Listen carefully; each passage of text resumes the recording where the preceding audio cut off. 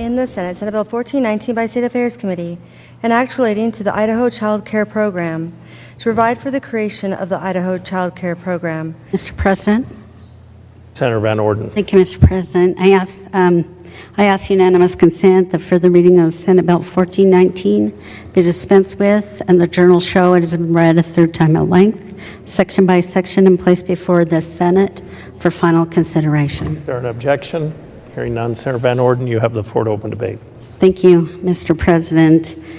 Senators, on the statement of purpose on 1419, it says that this bill creates clear documentation and verification requirements for providers participating in the program and strengthens the authority of the Department of Health and Welfare to investigate suspected fraud, suspend payments when irregularities are identified, recover improper payments, and impose meaningful penalties for intentional program violations. I believe we all received, and I would like to reference a letter dated December 31st to the Director of Health and Welfare, Juliet Sharon. If I could read from the document. Having cited the source, Senator, you may read. Thank you. I believe we all received a copy of this letter. And in it, it comes from a couple of members of the bodies that are in this building, and they ask for a temporary suspension of a $14 million child care appropriation pending implementation of enhanced program integrity and fraud prevention safeguards. It also requested that the department develop a comprehensive fraud prevention and enforcement plan addressing enrollment verification, financial transparency, inspection protocols, in coordination with the Attorney General. What we have in 1419 is the codification of the Idaho Child Care Program. This program was implemented in the state of Idaho in 1991, so it's been going on for a significant number of years. If you go through the legislation before you, 562502 creates the program in the Department of the Idaho Child Care Program. It's the creation of a program subject to legislative appropriation. It's to assist low-income families in Idaho who are working or participating in education or training activities with help paying for child care, to promote parental choice, to empower working parents to make decisions regarding the child care services that best suit the needs of individual families, and to maximize options available to parents. In the next page, section 562503, we have parent qualifying activities. We also, in 562504, is the application eligibility and redetermination section. I know there's been questions because in here we did lower the applicant family assets number from $1 million to $500,000. Also, there was a reduction of the amount the family's income cannot exceed 133 or 35% of the federal poverty guidelines. As you move on to 562507, this is a program integrity section. And it says when the department has reasonable suspicion to believe that a provider seeks payment on behalf of an eligible child in a manner contrary to state or federal law, the department is authorized to immediately suspend payment and conduct an investigation. Also, if you look down through that section, if you remember, we have the Office of Administrative Hearings. These, if somebody has a complaint filed against them by the department, they have the ability to go to the Office of Administrative Hearings and possibly receive a hearing there. We also go on to, in that section, I believe, to look at intentional program violations on page 6. As you go on through that section, it talks about a provider who knowingly hires an employee who is not either a citizen or lawfully living in the United States. We put in protections for that so that we can track that. Also, if there is one of the providers has been convicted of a felony offense, the department can refuse to enter into a provider agreement with them. Also, if they fail to repay the department monies or has a pending investigation for program fraud or abuse. Also, if a provider was a managing employee, officer, or owner of an entity whose provider or agreement was terminated pursuant to the section. The provider, also if the provider has a current exclusion from participation in federal programs with the Department of Health and Human Services, they not are allowed. We have a lot of protections in here. Also down here, the department has to give us a report on their findings for the year. One of the biggest parts of this legislation, like I said at the beginning, was on page 8, line 4 of 562510, the authority of the Attorney General. If there is a criminal violation of state law that the department finds, right now, the process they go through to address these is they are, the only thing they have is to be able to refer to the local county sheriff. And if they have time to take it up, they'll take it up. Otherwise, it goes nowhere. This gives the department specific authority to be able to turn it over to the Office of the Attorney General, which was one of the main pieces of this legislation. If you go down on the bottom of that page, the use of funds for capacity building, these are grants and sub-grants that are awarded out. It gives the priority of the populations that these grants go to, and they go to underserved children, children with disabilities, infants and toddlers, children who receive care during non-traditional hours, and school-age children that meet one or more of the preceding criteria. These grants also are to be prioritized for providers serving children who are in foster care or are homeless. I know one of the questions that came up when we were putting this legislation together is, I don't know if I agree with this program. So for that, we put in a null and void date on this, that we have to look back on it, which is July 1st of 2028. So we will be reevaluating the program then. And with that, debate is open. Is there further debate? Mr. President, to debate the bill. Senator Lenny, you have the floor. So, Mr. President, the letter that the senator from 30 was referencing from December 2025 was written by myself and another representative across the way, and everything we asked for in that letter is included in this bill. The guardrails, the look back, the Attorney General enforcement mechanism. So we said in December 2025, kind of painting a big picture of how we got to this bill. If we're going to do child care, we don't want to turn into Minnesota. So we want X, Y, and Z, and pretty much everything on that list is included in this bill. There's guardrails, there's enforcement mechanisms, there's auditing, and the only thing I'm still not sure how I'm going to vote on this, Mr. President, honestly. So the only thing that really has kept me up at night is, do we need to do this? Do we need to codify something that's not currently in statute? Because my original thought was, if we're going to do this, we need to have the guardrails. That hasn't changed. We should have guardrails, and IDHW is doing some of this right now, some of that they're not able to do, but we just, like 10 minutes ago, voted another $50 million. The maintenance budget funds Idaho Child Care. We took $14 million out, but there's still $50 million-ish in that budget. So we're going to keep doing it.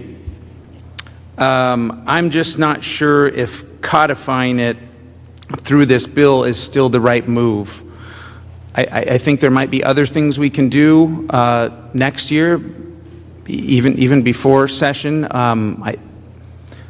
I don't know if I feel comfortable codifying it. I love the fraud prevention stuff. I'm just kind of going back and forth in my own head on this because I think there might be a better way to tackle this. Thank you, Mr. President. Mr. Thank you. Is President. there further debate? Sir Hart. Thank you, Mr. President. I want to talk about the fiscal note on this bill. And when I read the fiscal note, it says, this legislation does not create a new entitlement. But when you look at page 2 of the bill, at line 20, it says, creation of program. There is hereby created in the department, the Idaho Child Care Program. And then you go down to line 32 on page 2, and it says parents qualifying activities. Parents in a child's household must participate in qualifying activities as provided in this subsection. So it seems to me that this is creating a new entitlement, and I understand that the program exists in in a rule, but when we put it in statute, I believe it creates a new program and a new entitlement. And also, the fiscal note doesn't mention any dollar figures, and I understand that it's in the tens of millions of dollars. So it seems to me the fiscal note ought to at least talk about the size of the program that has been funded.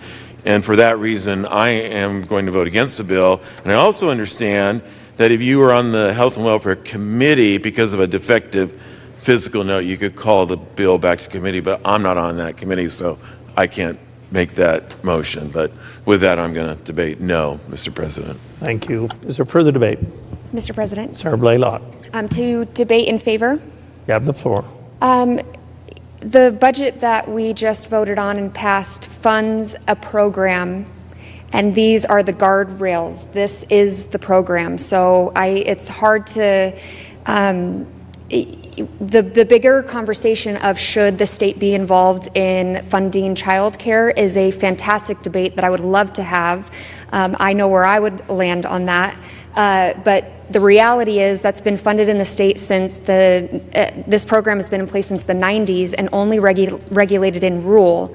And so this, when we ask for something and we get everything that we want, I think we should support it and look at the data after it comes back. Thanks. Mr. President. Senator Den Hartog. Thank you, Mr. President. Senators, I think the sponsor did a great job in the opening highlighting something that's really important. If you look on the last page of the bill, page 9, two provisions, Section 3 and Section 4 there. Section 3 talks about the existing rules being null, void, and of no force and effect. That's how this program has been operating since the early 90s. We've had the ability as a body, and we haven't done it, to bring those rules up, review them, and make a decision, and we haven't done that.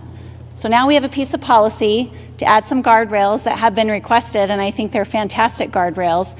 And not only that, we have Section 4 there is a sunset provision. So we'll have an opportunity in a future legislature to review this program, decide once and for all if it's something, if we think it should be the policy of the state of Idaho. And I say we, but it may not be the makeup of this body when we come back and do that review. But I think this is a good piece of legislation, adding necessary guardrails, and puts the legislature back in the driver's seat on this policy question. I urge your aye vote. Mr. President. Senator Groh. To debate the bill? You have the floor. Thanks, sir. Senate Bill 1419 accepts the premise that the state should codify its involvement in the child care industry. The fact that child care has been funded for decades is not a compelling reason to codify this program into statute. This legislation accepts that the federal and state government should be involved in child care. We should not accept this, President. I don't think that's it. That's my opinion. This makes the state dependent on a highly indebted federal government for child care. This is unsustainable. The contention is that the Idaho Child Care Program will help our children and grandchildren. What it really does is foot them with a future bill. The increasing reliance on federal and state welfare programs is harmful in other ways as well. It fosters a dependence on the federal government that undermines our state sovereignty. The ever-increasing role of federal and state government in the basic function of the family, I repeat, the function of the family, as well as the economy only, in the long run, leads to the erosion of freedom. The ICCP is one such program. These lay in contrast to the ideas of individual liberty, self-reliance, take care of your own family, take care of your own kids. They're foundational to the state of Idaho and our nation. Instead of codifying this program, it should be ended. It was recently discovered that it's been existing with rules and no statute all of these decades. And that's recently discovered. I think that whole thing ought to be looked again, whether or not we should even have this going at all. This program was established without legislative approval by DHW. The legislature should not allow a process like this, the fact that they've done it for decades, to be rewarded. Whatever the merits of any program established in this manner, de facto, this body must protect both the power of the purse and its lawmaking authority by defunding this program instead of accepting the premise that it must exist because it's already been paid for without statute, without law. Are we to accept the idea that agencies are allowed to wholesale manufacture programs and the rules by which they operate as long as this body ratifies it year after year? I don't think we're there yet. I know the bill has a sunset clause in it after 2 years. The problem, once you put something in statute, once it's in code, it's very, very difficult to undo it. We should not codify another pillar of the welfare state nor reward agencies who have stepped over their bounds. No matter how long it's gone on, I urge your nay vote. Thank you. Mr. President. Senator Shippey. Thank you, Mr. President. I will keep this really short. The senator from 14 said everything I wanted to say. I concur completely with what he just said. Thank you. Mr. President. Senator Idaho. Thank you, Mr. President. Senators, we just finished voting on a maintenance budget where we were removing policy from our budget. And you've seen how difficult that was. And now we're going to turn around and put policy back into our budget. This doesn't make any sense to me. Again, this has been something that, it's been since 1990. We've been dealing with this since 1990. But that doesn't justify why we're now going to codify it. I can't even speak. I'm getting tired, everybody. Codify it, and we're going to put it in statute. So that way we can deal with it, next year, the year after? We shouldn't be saying that we're going to go and remove this policy from this program and then turn around and put this into policy so that we can have a struggle next year and the year after. And I want to remind everybody that we are $39 trillion in debt. Again, I will repeat it over and over again. And when did the government get involved in child care? Are we okay with government getting involved in child care? Are we really about, cradle to grave? This is the responsibility of the parent. This is the responsibility of the individual, the private sector. This is their responsibility. And this is one way that down the road, maybe we can get off of this federal part and then remove that shackle from our children. We're taking this child care, meanwhile putting shackles on them at the same time. It doesn't make any sense to me, and I urge your no vote on this, please. Is there further debate? Mr. President. Senator Kaiser. Debate the bill. Yeah, the floor. I I really appreciate the level of work that went into this. I really value the guardrails, the fraud protection. I think it was moving things in a great direction. But to echo what has been said already, I'm not sure that it's necessary that we now codify the day care program. I think that there could be ways where this was implemented by rule. I don't know why fraud can't be addressed by that same method. We don't necessarily have to make this law and continue funding something that really isn't the proper role of government. And so I want more time with this. I think that these issues can still be addressed, and we can also bring back some work in 9 months, is what I've been told about lots of different bills. So I'm going to be a no as of now. Is there further debate? Senator Zito. Mr. President, I think if there's anything that we have learned since 2020 and 2021, it's that when we become dependent on federal money and that goes away, people's lives are hurt. We saw all this federal money come in, we see our people get dependent on those dollars, and then it goes away, and what do we do then? There's been so much good said on the floor today about this debate. The gentleman from 14, I'm so impressed with what he had to say. They're our children. They belong to us. God entrusts them to us to take care of them and raise them. He didn't give them to us and say, hand them over to the state or the government or the Department of Health and Welfare. They are our babies to love and to take care of and to be there for. That's the most important thing we have to do here. There's no greater calling than that. And to turn that over to a federal agency, federal money, federal funds, however you want to look at it, flies in the face of everything good, holy, and righteous.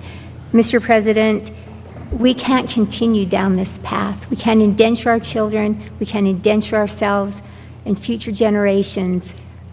We need to go back to what's basic and what's important, and that's loving our children and taking care of our families. Thank you, Mr. President.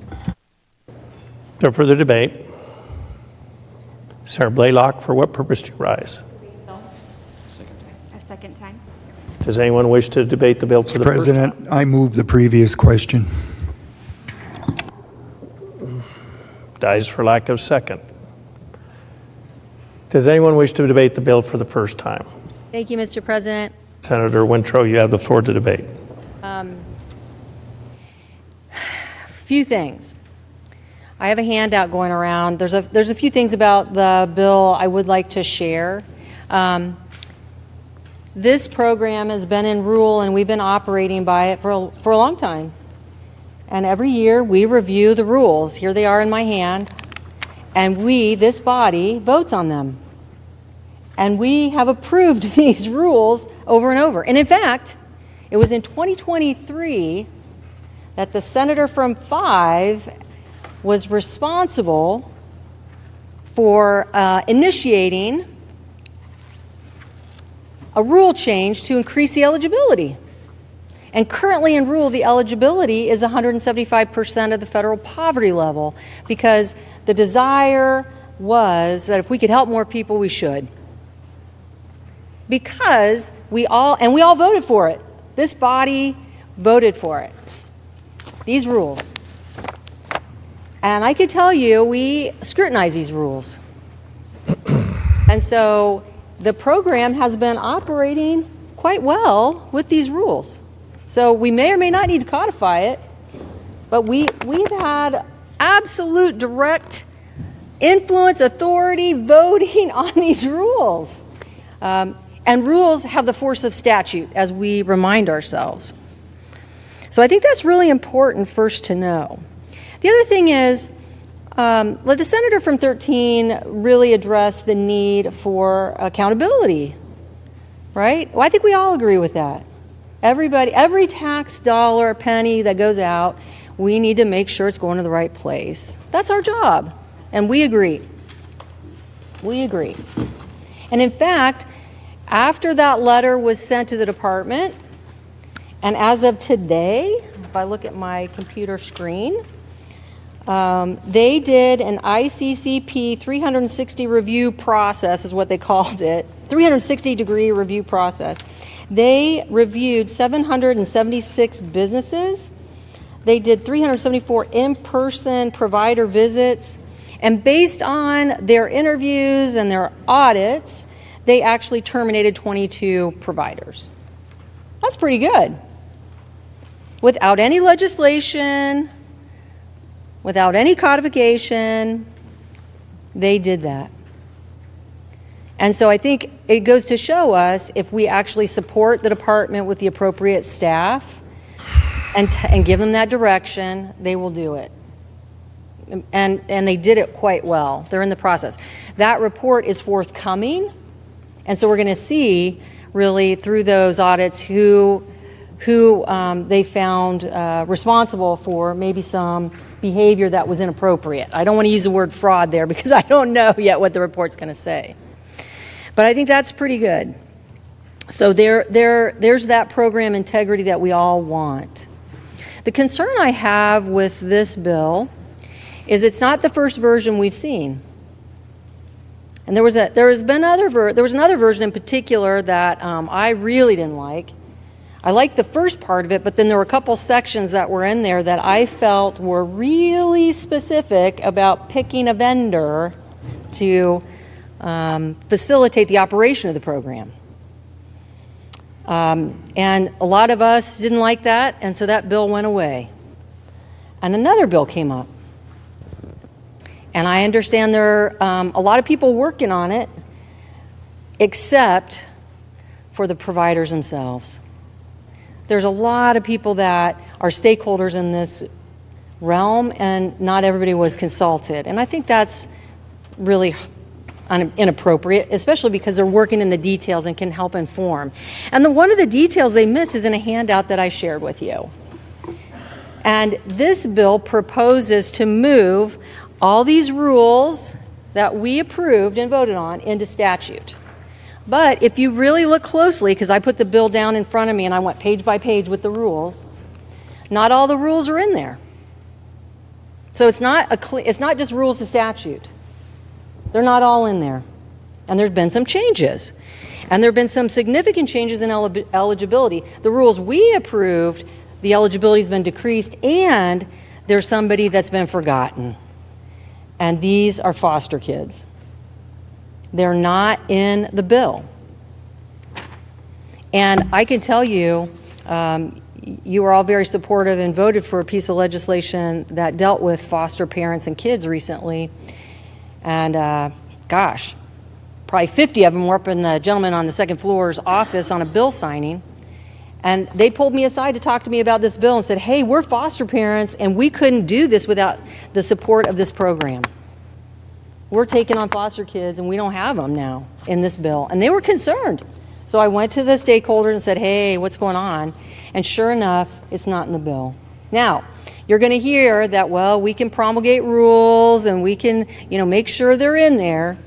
But I've been told over and over by another member of the body across the way that we can't do that. Which is why the eligibility of 175% was dropped back down by the previous director, because we couldn't do that. So, which is it? So my deepest concern here now, I know we all care about kids and we care about foster families, that's not in here. And that is a problem. That is a problem. And last but not least, I would remind the body, Donald J. Trump ran for election on child care. Over and over, I heard him say it. We have to make sure that they have child care for working families. He said it all the time. And so I don't know why we wouldn't back that now. That was the one thing I was like, wow, I agree with our president. Child care. Because why? It helps people stay in their jobs. It helps them care for their families. And we know with gas prices skyrocketing, can't afford hamburger, utility costs drastically increases, property tax, housing costs. People can't afford it. And child care is expensive.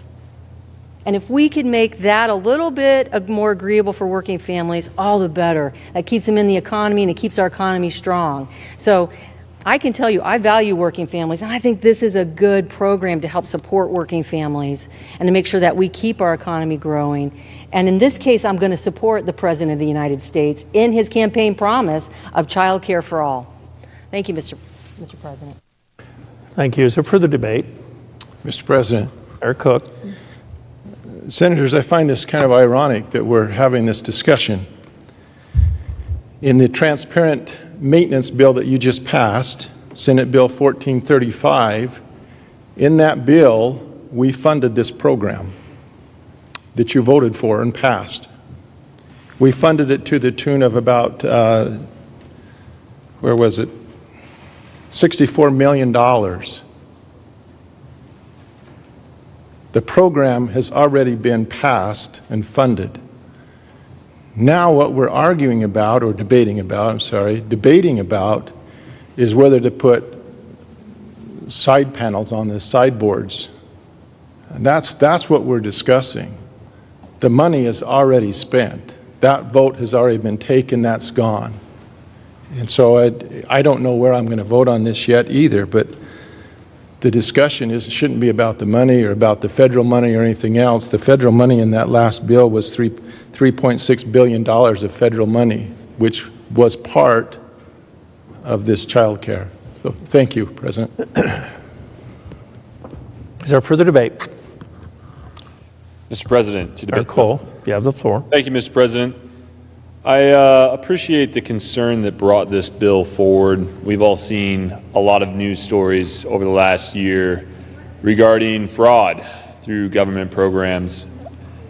I am concerned about codifying rules into statute where this program becomes much more permanent. If we're concerned about waste, fraud, and abuse that could be happening, and we're looking at adding guardrails, I don't see why that couldn't be added as rules by the agency, and we as a chamber or a legislature as a whole could pass a resolution laying out what we're looking for, what additional guardrails we want to see, keeping this program in rule and not in statute. I think that would be the better route to take. Thank you, Mr. President.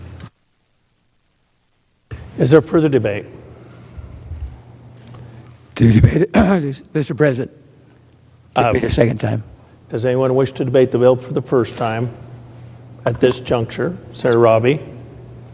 Just quickly, Senators, I have 2 young children, and I choose to work, but also don't choose to work. I mean, a lot of women we know are forced to enter the workforce because of cost of living, and childcare is very expensive. So we have opened up debate to the general merits of ICCP. I'll just really briefly say, having 2 young ones, we have help from our moms and my aunt and all kinds of things, but we're still paying over $20,000 a year for part-time childcare for 2 kids, and that's really typical expense for young kids, at least $10,000 a year for 1 child, and that's part-time. So I can afford that. Me and my husband can make that work. It doesn't feel good for our budget. We'd rather save that for their college education, but I'm okay paying taxes so that single moms that use this program can make ends meet, pay their rent, and get adequate child care for their kids. So I guess my concern with putting more constraints in statute on this program and excluding particularly lower income folks that might be taking care of foster children, those 300 foster kids, is I'd rather just do this through rule and allow these families to access this really critical program. I feel it in my own budget every month. Mr. President. Senator Hart. To debate a second time? Does anyone wish to debate the bill for the first time? Senator Hart, you're recognized to debate the bill for the second time. Thank you, Mr. President. As I've listened to the debate, in my mind, one of the big issues is, are we creating another entitlement? And I think we are. On the one hand, it might seem it's compassionate to fund something like this, but I understand that most of the funding for this program will be federal funds. And there are economists out there that say at $39 trillion of federal debt, because the next generation is largely going to pay for that, that's a form of child abuse, to settle the next generation with $39 trillion of debt. And we're talking about child care right now. And the last thing I want to mention is we've heard the term affordability quite a bit on this debate. Well, what's driving up prices is expansion of the money supply and all this debt. And so what we're doing is really counterproductive. We're spending more federal dollars, which is expanding the money supply, which is driving up prices, which is making child care all that much more expensive. So I say we get off the hamster wheel. We do not continue this program. I guess it will continue on in rule, but we don't make it an entitlement, and we deal with it again next year. Thank you, Mr. President. Is there further debate? Mr. President. Senator Grove, for the second time? Yes, please. You have the floor to debate. Thank you. Yeah, just a comment regarding the maintenance budget that was just passed. A clarification, what is that maintenance budget? It is a restatement of what was covered in the bills last year that we all voted on and approved. That's what's in the maintenance budget. It was not an endorsement of any program. It was a restatement of last year's budget moved into this year. We have not yet considered anything relative to child care for this year budgeting here on the floor. Mr. President? Now, I believe there's a rule on response immediately after debate, so I'm going to let you cool off for 1 second. Senator Blaylock. Thank you, Mr. President. So just a little context, when we had killed the maintenance budget that had the appropriations for childcare in there, I had actually met with the people that oversee the group that does the budgets, and try to get this $64 million that we just passed completely removed from the budget, because I agree the state should not be involved in childcare. I was encouraged by some of the conversations I had, but it's obvious that they weren't able to do that. They were not successful. It sounds like some of the people that run the committee and serve on the committee agree that program is not responsible for our state, and the state should not be involved, yet they still were not able to get it removed from the budget that we just passed.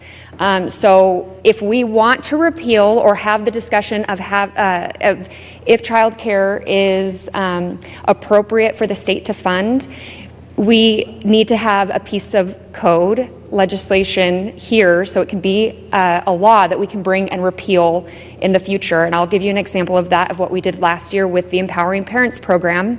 That wasn't just a line item in a budget that didn't have policy associated to it. It had a policy that I could bring here on the floor and say, I think this program, it's time for this program to be done. I made that case and we debated it and we voted on it, and now that program is gone. If we don't pass this today, we have nothing to look at for that conversation in the future, and this will just continue in rule, and maybe in another 30 years someone will take a look at it and say, oh, I didn't realize that this wasn't in policy. This is how we do it if we want to have that bigger discussion, which it sounds like we do.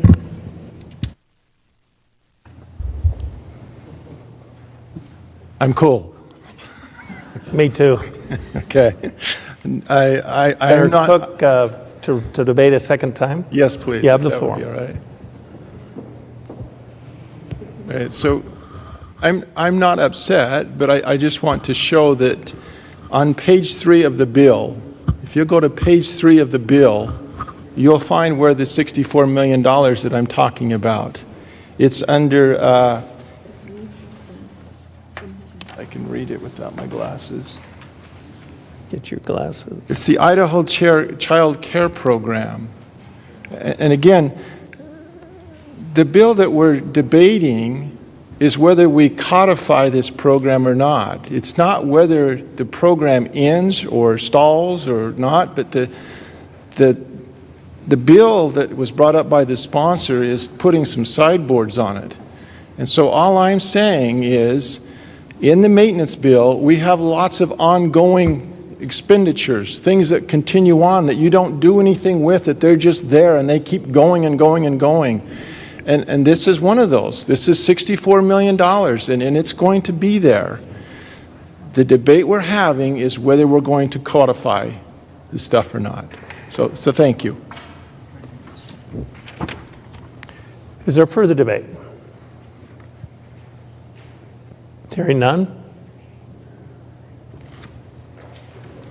Senator Van Orden, you're recognized to close the debate. I had you probably heard me muttering over here since my microphone was on. Just a couple things I want to address. I met with the Department of Health and Welfare this morning because of concerns that have been brought up in a document I'd received. And one of the concerns, probably the main concern, had been addressed just now, the removal of foster care families being able to be eligible for this program. What the department had done, because it had been brought up previously, just in the last couple of days, they had done some research.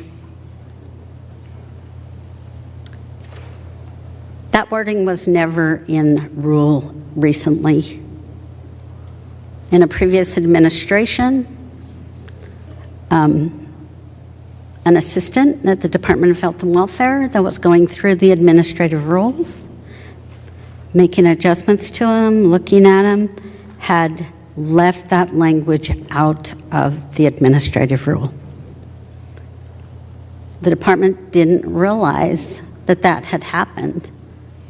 So I believe in the last year, because I think it happened about a year ago, there was, they were functioning under what they figured had been done years before. So foster families still received the amounts for this program. They are currently writing temporary rules because they felt like that was an important thing to be addressed.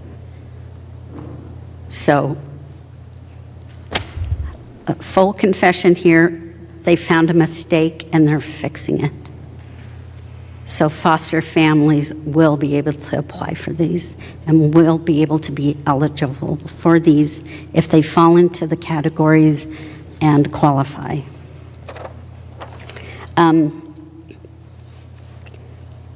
We did vote on a budget for the subsidies of this program, which has been going on since 1991, and those will go on. Without, if we vote this bill down, no sideboards, no way for the department to, we could put things in administrative rule, but for the Attorney General to be able to go and help us in enforcement would not be there. We would be back to turning it over to the local sheriffs and them deciding if they have the time to go out and investigate those things. Local prosecutors, maybe.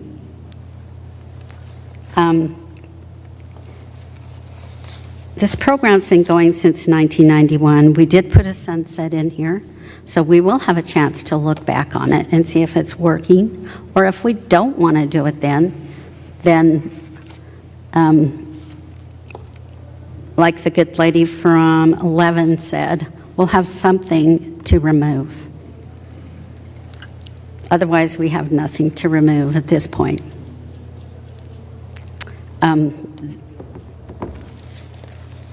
So I think some of the concerns have been addressed, whether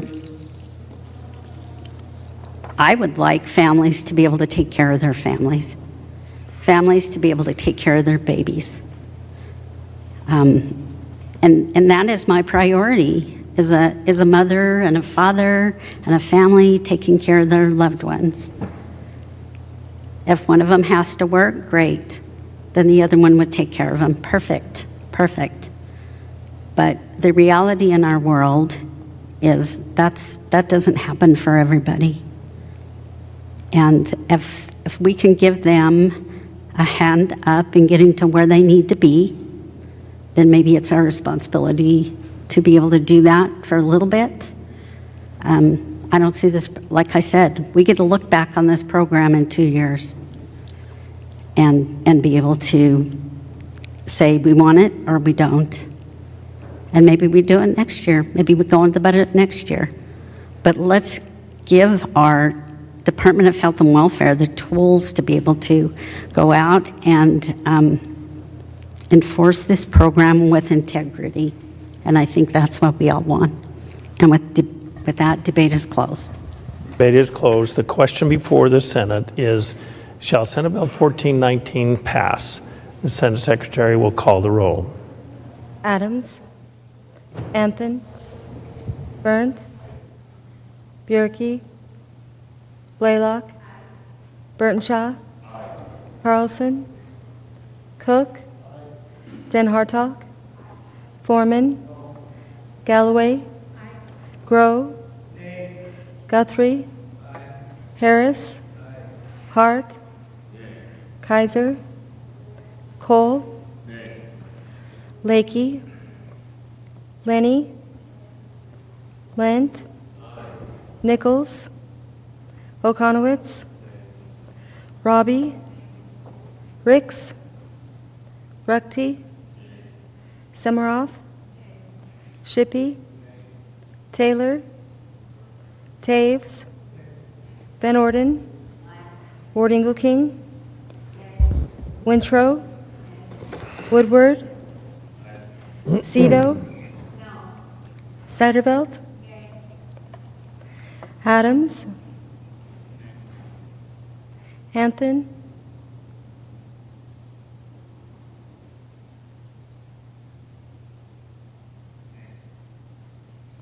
Berndt. Bierke.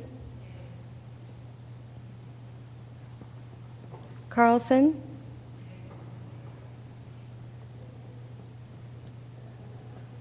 Kaiser. Lakey. Lenny.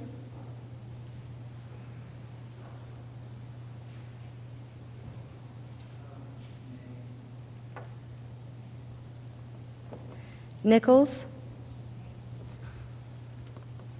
Ricks. Taylor.